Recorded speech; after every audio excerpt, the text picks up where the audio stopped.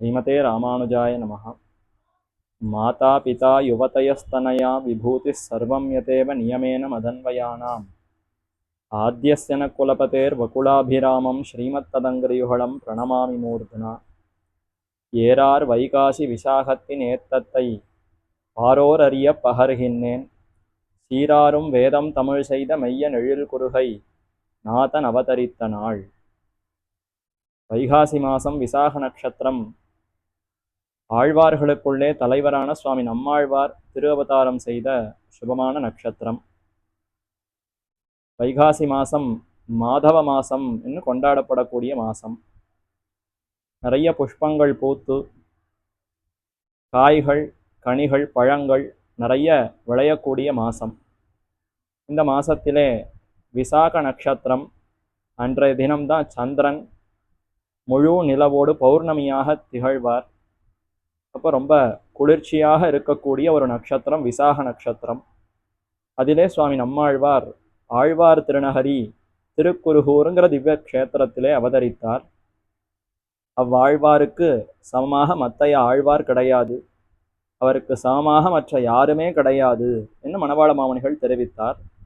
உண்டோ வைகாசி விசாகத்து கொப்பொரு நாள், உண்டோ ஷடகோப்பர் கொப்பொருவர், உண்டோ திருவாய்மொழிக்கு ஒப்பு தென் குருகைக்குண்டோ ஒரு பார்த்தனில் ஒக்குமூர். நம்மாழ்வாருக்கும் ஒப்பு கிடையாது, அவர் அவதரித்த வைகாசி விசாக நட்சத்திரத்துக்கும் ஒப்பு கிடையாது, அவர் அவதரித்த திவ்ய க்ஷேத்திரமான தென்குருகைக்கும் ஒப்பு கிடையாது, அவர் அருளி செய்த திருவாய்மொழி திவ்ய பிரபந்தத்துக்கும் ஒப்பு கிடையாது. ஏன் அப்படின்னா, அனைத்து அர்த்தங்களும் இந்த திருவாய்மொழியில அமைந்திருக்கிறது. அனைத்து ஆழ்வார்களுக்கும் தலைவராக இவர் அமைந்திருக்கிறார். ஆகவே அவர் அவதரித்த க்ஷேத்திரம், அவர் அவதரித்த சுபமான தினம் அதற்கும் சமமாக மற்றொரு நாள் கிடையாது. ஏரார் வைகாசி விசாகத்தின் ஏத்தத்தை பாரோரறிய பகர்கின்றேன். அப்படி என்னதான் ஏற்றம் பெருமைங்கிறத தெரிவிக்கிறேன். சீராரும் வேதம் தமிழ் செய்த மெய்யன், மிகுந்த நம்ப தகுந்தவர், நம் அத்தனை பேருக்கும் நன்மையை எடுத்து கூறினவர் நம்மாழ்வார். வேதம் தமிழ் செய்த மெய்யன் எழில் குருகை நாதன் அவதரித்த நாள். எழில் அழகான குருகை, திருக்குருகைங்கிற அந்த க்ஷேத்திரம் ரொம்ப அழகு வாழ்ந்த ஒரு க்ஷேத்திரமாம். நிறைய பொழில்கள் புஷ்பங்கள் பூத்து குலுங்கக்கூடிய இடமாக அது திகழ்கிறது. அதற்குள்ளே ஆழ்வார் அவதரித்தார். அவர்தான் மிகுந்த நம்ப தகுந்தவர், நமக்காக வேதங்களையெல்லாம் தமிழிலே கொடுத்தார். வேதம் தமிழ் செய்த என்றால் வடமொழியில் இருக்கக்கூடிய வேதங்கள் அப்படியே மொழிபெயர்ப்பு பண்ணினார்னு அர்த்தம் கிடையாது. அப்போ அதற்கு என்ன அர்த்தம்? தமிழ் வேதத்தை செய்த, தமிழ் வேதத்தை கொடுத்தன்னு அர்த்தம். செய்த என்றால் தான் இயற்றியன்னு அர்த்தம் கிடையாது. எம்பெருமான் இவருக்கு மயர்வர மதிநலம் அருள சிறந்த ஞான பக்திகளை கொடுக்க, அதனாலேயே எம்பெருமான சாட்சாத்கரித்தார். அதனாலேயே அவருடைய அனுபவம் இவருக்கு மனசிலே வந்து திருவுள்ளத்திலிருந்து அது வாய் வழியாக புறப்பட்டு வெளிவந்தது. அப்ப எம்பெருமான் யானாய் தன்னை தான் பாடி என்று நம்மாழ்வாரே பாசுரத்துல தெரிவிக்கிறார். எம்பெருமான் தாமே இந்த பாசுரங்களை வெளிப்படுத்தினார்.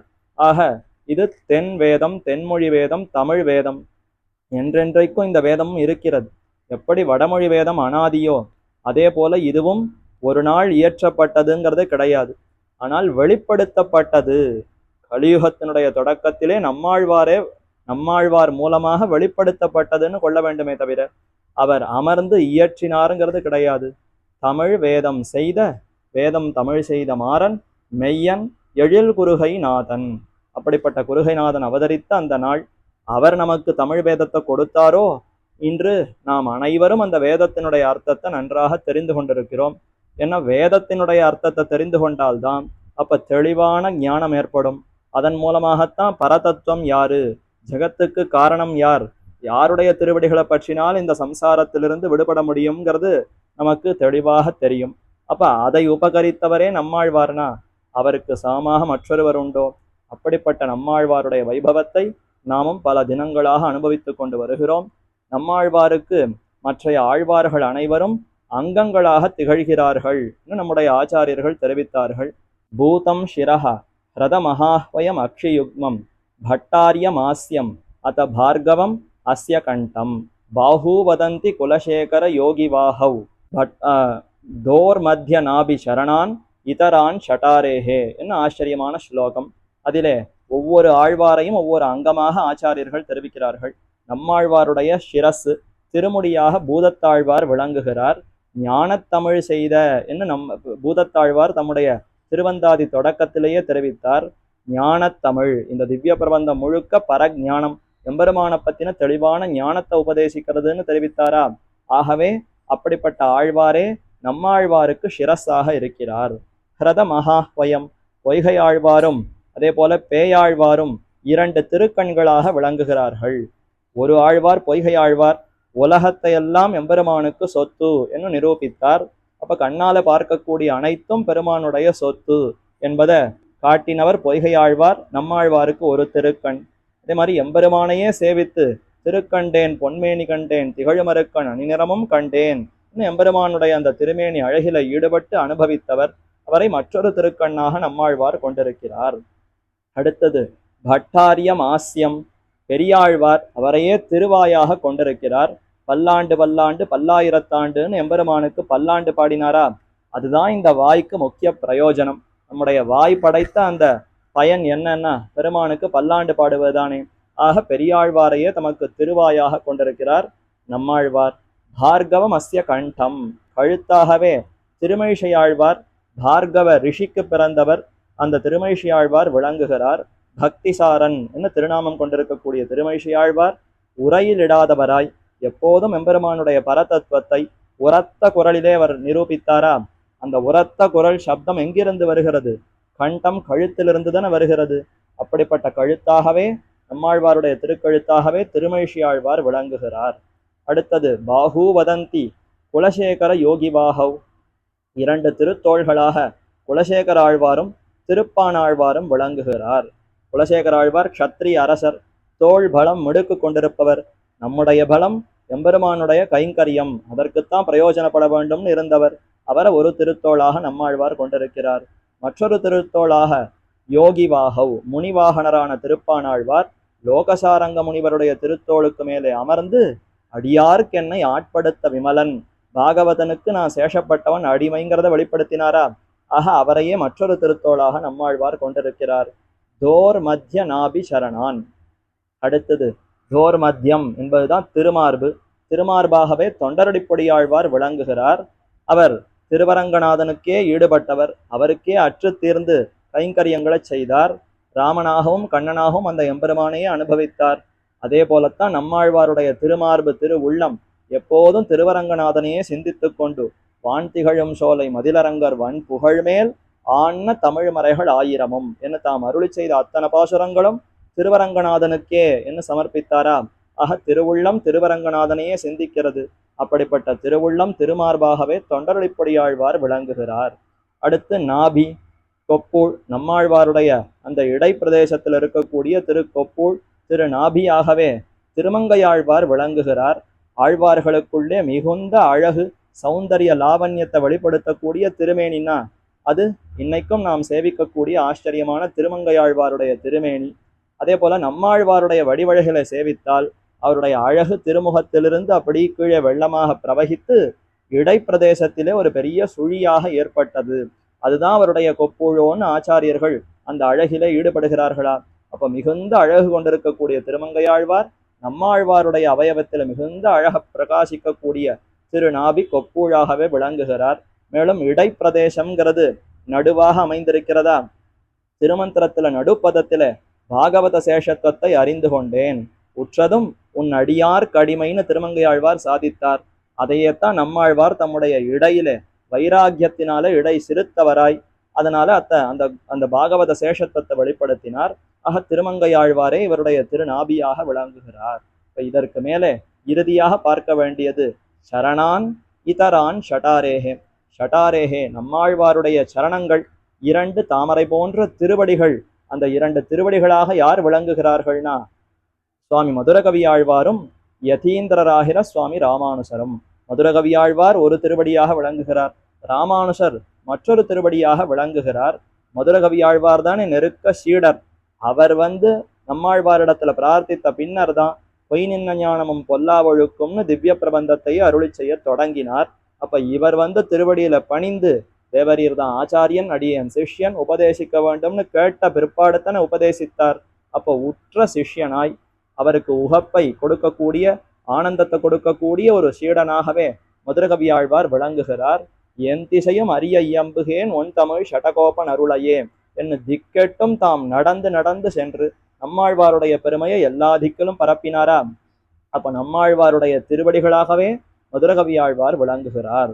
ஏன்னா இவர் சார்பாக அவருடைய திருவடியாக இருந்து கொண்டு எல்லா இடத்துலையும் போய் தேவுமத்தரியேன் குருகூர் நம்பி பாவினின் இசை பாடி திரிவனே, எனக்கு தெய்வம் நம்மாழ்வார் தான், அவர் தான் என்னுடைய அத்தனை பாபங்களையும் போக்கி சிறந்த ஞான பக்திகளை கொடுத்தார், உபதேசித்தார், என் நெஞ்சுள் நிறுத்தினான். சிறந்த அந்த வேதாந்த கருத்துக்களை ரொம்ப தாழ்ந்தவனான என்னுடைய உள்ளத்துக்குள்ளே நிறுத்தினார்.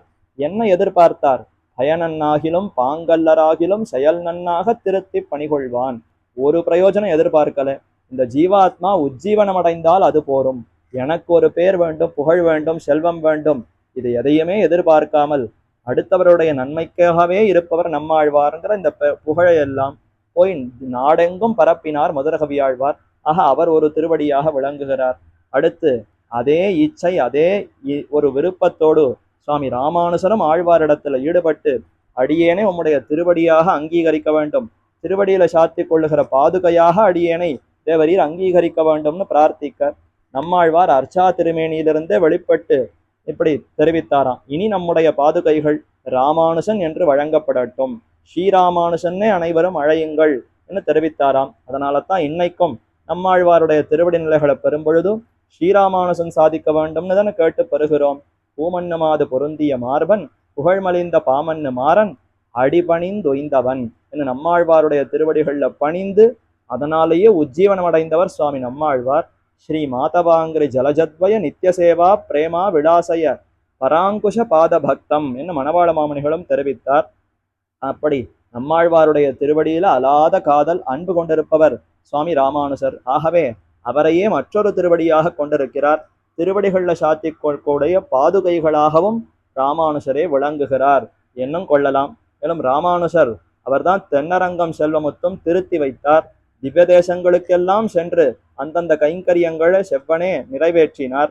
நம்மாழ்வார் எங்கும் செல்லல, தாம் இருந்த இடத்திலேயே அனைத்தையும் பாரித்தார். ஒழிவில் காலமெல்லாம் உடனாய் மண்ணி வழிவிலா அடிமை செய்ய வேண்டும் நான் செய்ய வேண்டும், ஆனா எனக்கு கீழே இருக்கக்கூடிய மற்றையோர்கள் என்னுடைய அடியவர்கள் என்னை பின்பற்றுபவர்களாவது செய்ய வேண்டும்னு பாசுரத்துல அருளி செய்தாரா.